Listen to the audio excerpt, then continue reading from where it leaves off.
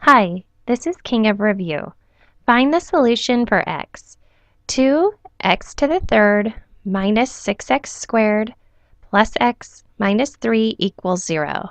So our first step here is to factor the left-hand side of our equation.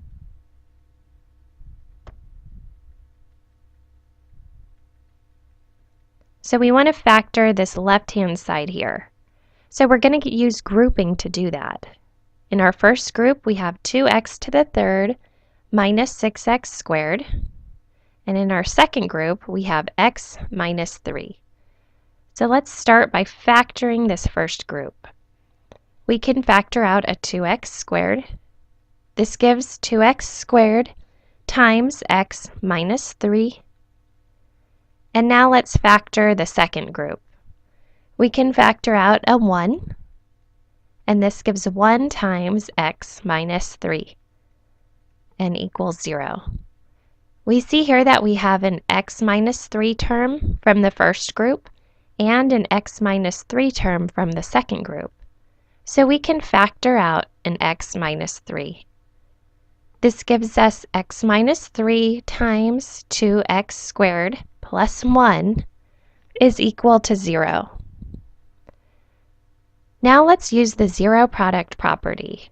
This tells us that if we have a number, let's call it a, and we multiply it by 0, we get 0 for the answer. This means that if we set either one of these two terms equal to 0, we'll get 0 for the answer here. So let's do that.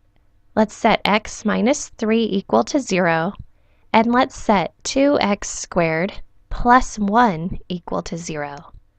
Now solve for x. We'll add a 3 on both sides. This gives x equals 3. And now for this one, 2x squared plus 1 equals 0. We'll start by subtracting a 1 on both sides. We have 2x squared equals negative 1. And then dividing by 2 on both sides, we have x squared equals negative 1/2.